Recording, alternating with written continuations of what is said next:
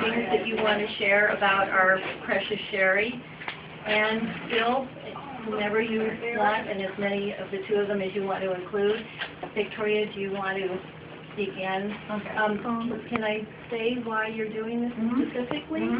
I'm trying to remember, and please speak up if it's any of you who recommended that she see like a psychic, I think in January. That was, okay. Who was it, Jessica? That was my daughter, Gabrielle. Gabby and Nicole pitched in and paid for it and brought the psychic. Exactly. What was his name? Neil Baker. Neil Baker, and we kind of too late thought we should have invited him, but he said to Sherry, someone with tattoos is close in your life, and that person has to write a eulogy for you right now. A year ago. Yeah. Was it a year ago? Yeah. So we figured it was probably Victoria. So she's going to kick this off. I'd love to hear anything and everything from all of us. So.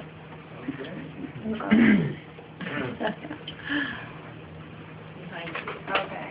Let's see if we can see in the lighting. And try not to cry, because this is long, so bear with me. Pretty loud. I will, and I won't put my butt in your face. I mean, unless you want me to.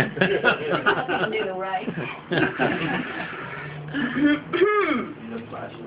I know. Can you lie? No, I'm okay. I'm alright. I think I'm okay. Oh, you can just... I'm not Sherry, I can see. Alright. It's December 24th, around 7 p.m. I can hear my father place his hand on my mother's back as we exit the elevator on the 5th floor. My eyes immediately dart down to the ground, trained from years past to find the sparkling trail of glitter literally trickled from my feet to the door that reads 509. A dazzling wreath at eye level hangs before me with warm sounds of laughter and vocal melody behind it. As I close the door, the chilly night air behind me, I catch a glimmer of luminous golden locks swimming toward me through a sea of merry partygoers dressed in red and green. I'm greeted by my radiant godmother with a vibrant hug, kiss, traditional sparkling crown of stars, one silver, one gold, our special personal combo, along with a bubbling glass of champagne. She is dressed to the nines in an elegant black and gold ensemble, resonating a festive energy that only a child could share. Not caring who she may be bumping into or what pair of shoes she just spilled on, because champagne is clear and it's a party. Instantly, we commence on expressing our great pride in the tree this year and how we have obviously outdone the last in its gaudy, overbearing wonderment, giving each other praise and tribute to the point that if overheard it may be mistaken as downright conceited. Scanning the room, I make out all of the familiar, elated faces and characters I have known my whole life.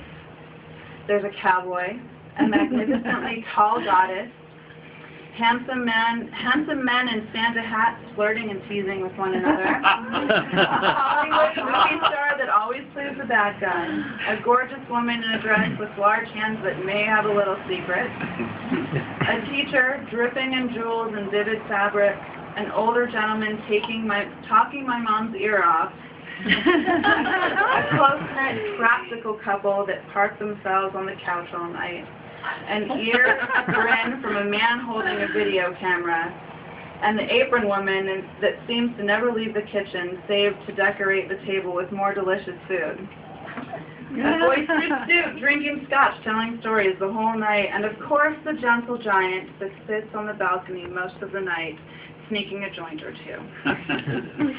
As the evening trickles in tonight, a plethora of memories are captured by the never-ending flash of camera and classic sounds of clinking champagne flutes carry back into the palace room, where more stories are told of the days gone by and touching memories are created.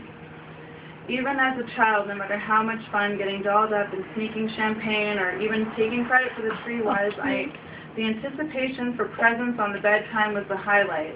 The sparkling queen would round us up separately, one by one, having me the smallest, and with the best eyes, crawl under the tree to fetch carefully the wrapped treasures. It wasn't the gift-giving per se, but more the chance to be bad. And who wanted to wait till morning? Not us, not my godmother. I love it.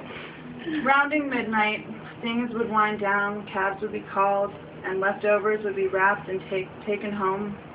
Everyone filled to the brim with joy, honey-baked ham and bubbled spirits, was ready for rest and for Christmas morning ahead. For just one night out of 365 days of the year, a family was brought together to laugh, drink, eat, give, share, and spread love.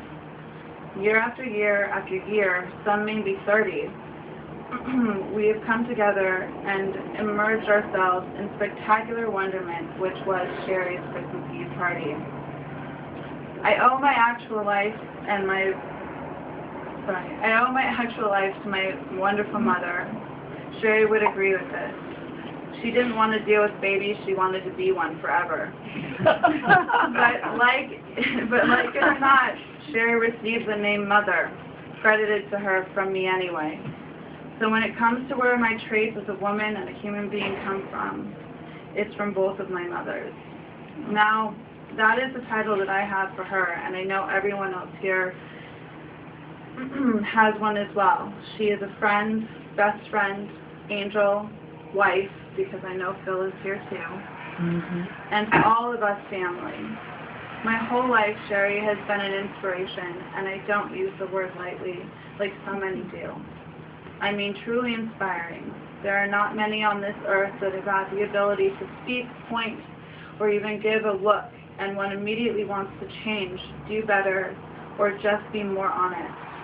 The truth is that what makes a true friend, best friend, or family member is trust and honesty, and you could always trust that she would be honest, even if you didn't want to hear it, which I never did. That's not written here. Sherry was the real deal, tough as nails, took shit from no one, relentless, and most sparkling, magical free spirit to grace this earth, although she was completely unearthly. As a child, I would call her fairy godmother because it just seemed to fit her a little bit better.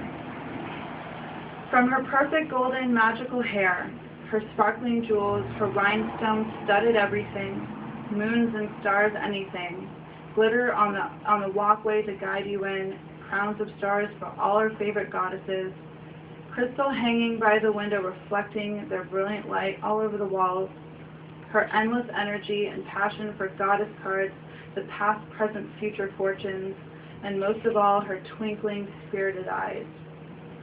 She may not have seen every damn chair in front of her, but Sherry saw everything. She had special powers. She was a healer, a mystic, an artist, a poet, goddess, and magical spirit, and I have been so blessed, as have you, to have had her in our lives. There won't be a single day that goes by without her voice in my head, or me rudely interrupting someone because something shiny has walked by and I got completely distracted. Every day of her life, Sherry gave to her mother, gave to her sister, but most of all, her loving and adoring anchor and husband, Phil. She saved him as he saved her. And if there's any lesson to carry on from Sherry and a love like theirs, is to cherish every moment and don't take for granted the time we have because life is too short. Live it to its highest frequency, find pleasure, hard, fast, sensible, and slow, all of it, because that's what Sherry did. She's spirited gold flame, bounding fearlessly, commanding the stage, fierce triumphant beauty with a hint of naughty, radiant charm and charisma, echoing sparkles and trails of stardust tears, nurturing warrior queen, elegant persuasion soaked in reinforcing insight, a mothering diamond goddess, flittering light, and in the darkness she whispers, remember me how I was before. Okay, I'm back. I need a drink. Atta go. Did you come up? Take that. Step forward, anybody else that has stories or thoughts? Margot, tell us your dream. What dream? The dream you had of Sherry the other day. It was so beautiful. But, you know, the day If I could only cook like you. I love you that it's naughty. I don't remember exactly why. You and I and Sherry, and I thought it was you because she had dark hair, but it was Sherry, and she was just all sparkly and wonderful. And then I woke up thinking to myself, what's that song's name? Bio Condil. That's all I remember. It was nice. And she was young. When she had dark hair, she was really young. Yeah. I had one thing for Bill, I remember. Just one thing really impressed me about sharing